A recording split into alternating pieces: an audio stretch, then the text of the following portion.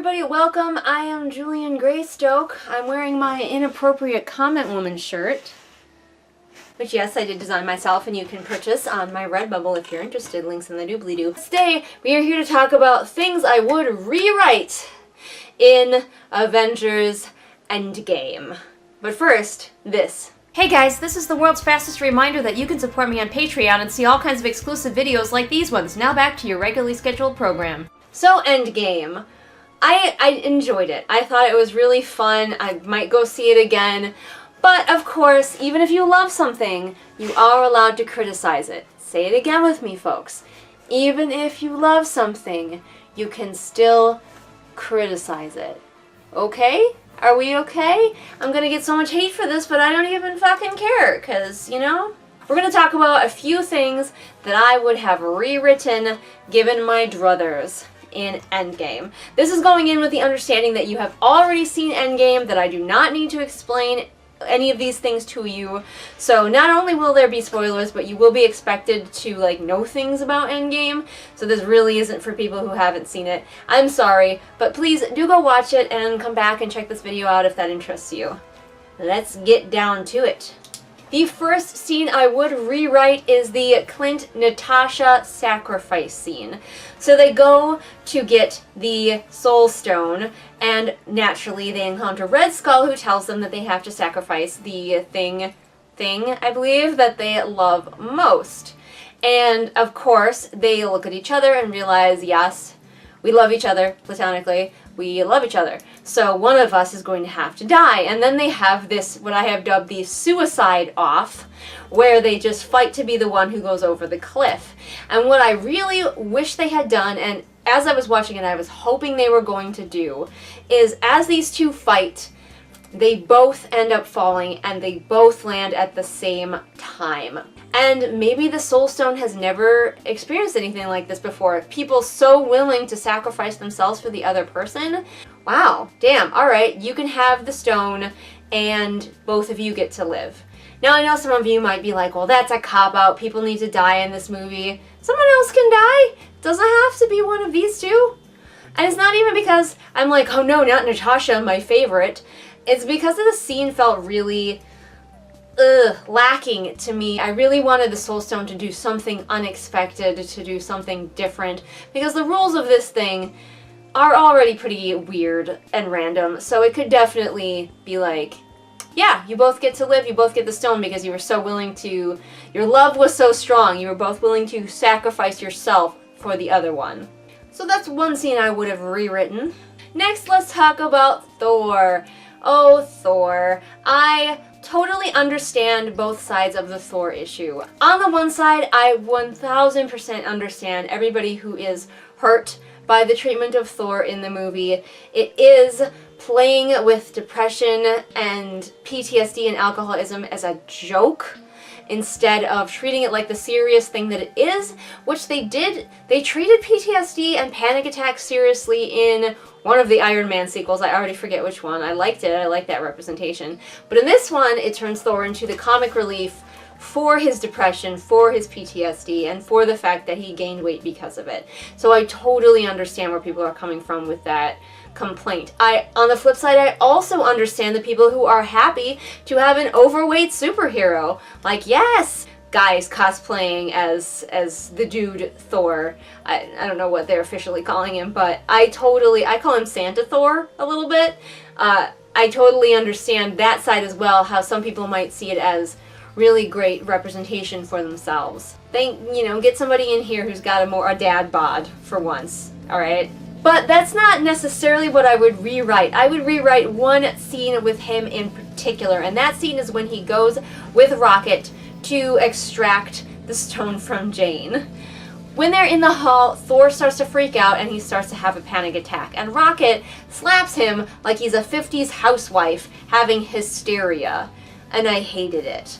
So how I would rewrite that scene is Thor starts to have a panic attack, and Rocket, with whom he had already built up a rapport from previous movies, sees this and talks to him instead of hitting him. He talks him down, he empathizes. Rocket tells Thor that he realizes that you know, Rocket is going to be able to get his family back. They're working to get Rocket's family back, but he understands that Thor will not be able to get his family back this same way because they weren't destroyed in the snap. They're not coming back. And if Rocket took that moment to empathize and be like, Thor, thank you for working to help me get my family back. And they really had that scene be a moment like that, it would have been so much stronger for the characters. That scene didn't need to be comic relief. That's how I would have rewritten it personally. Let's talk about Hulk. Let's talk about Professor Hulk. This really annoyed me because we've had 2 movies previously where Banner and Hulk were struggling, where there was something obviously going on with them, where first Hulk wouldn't or couldn't transform back into Banner, and second, where Banner couldn't turn back into Hulk. And I was really curious where they were going with this, and then it was solved off screen. Now, people have said we don't have time for the movie to completely derail and have us watch how he becomes Professor Hulk and all that stuff. But here's my rewrite. He doesn't become Professor Hulk. He stays Banner. Because everything that he does for most of the movie does not require that he is Professor Hulk.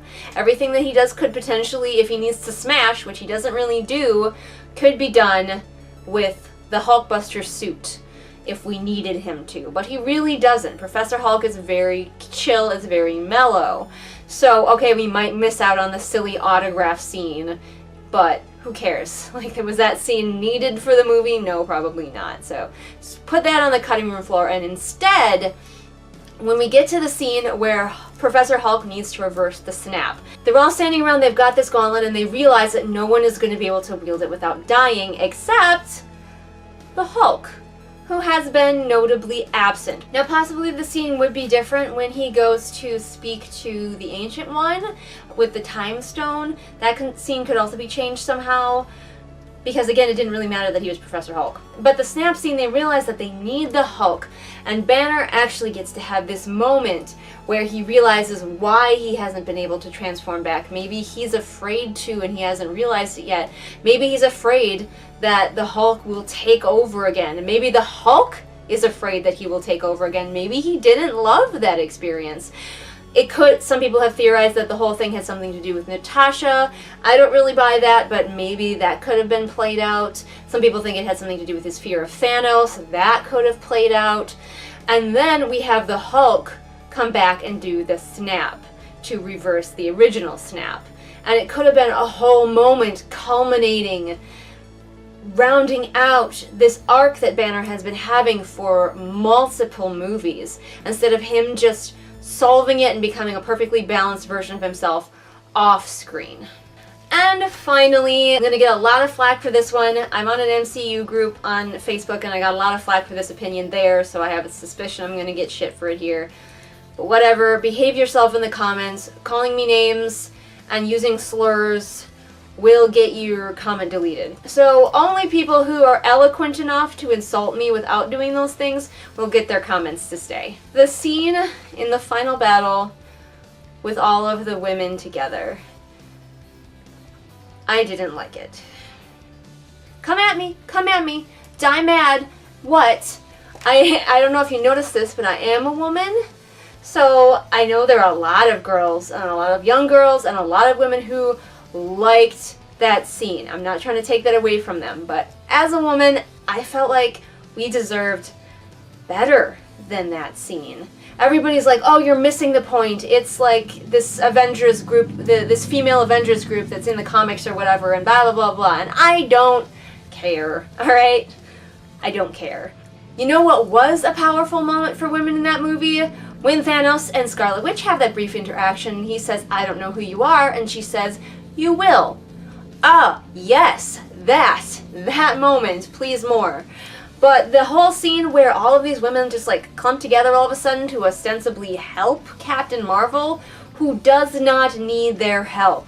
I wouldn't have even minded that scene so much if it didn't feel so pointless, because Captain Marvel just mowed through a ship.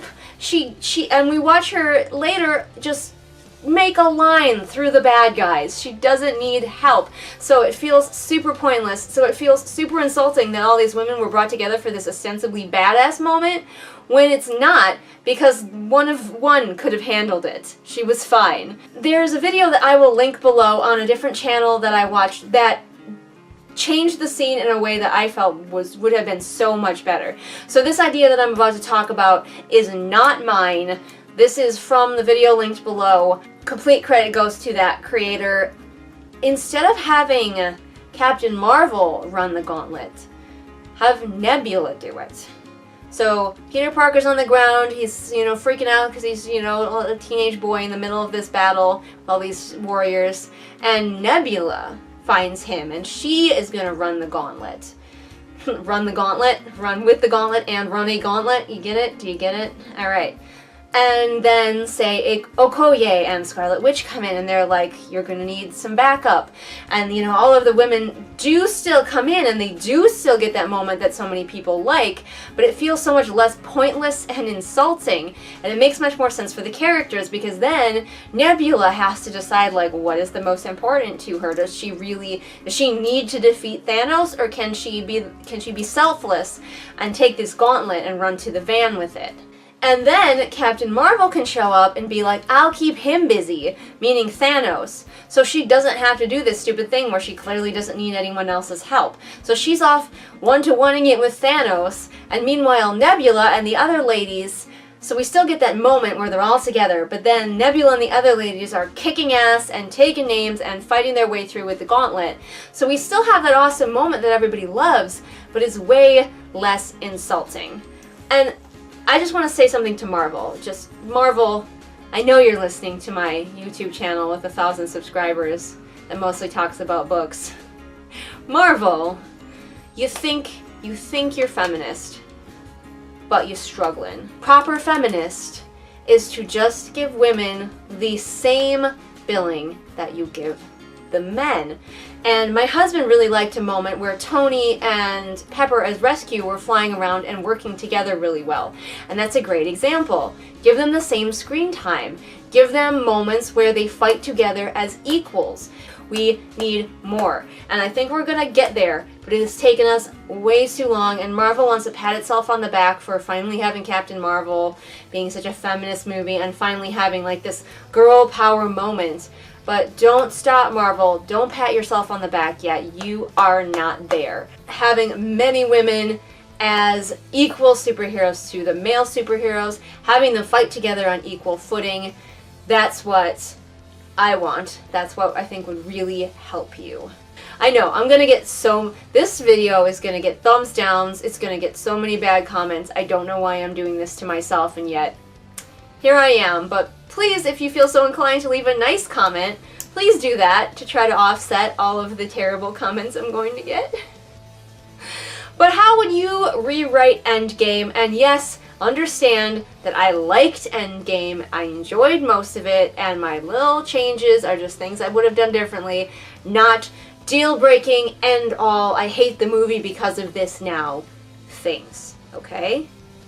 Okay, I don't even know, most of the people who are mad at me about this probably have stopped watching by now and are already done typing their angry comments and have left. Anyway, if you liked listening to me rant about things, there's lots of other videos on this channel, though they're mostly bookish and writing related, so you can go check all of those out. And if you want to support me, I have a Patreon where you can get exclusive content not seen here on this channel, like mini read-alongs and a bookshelf tour and chatty videos with me, so that's a good time.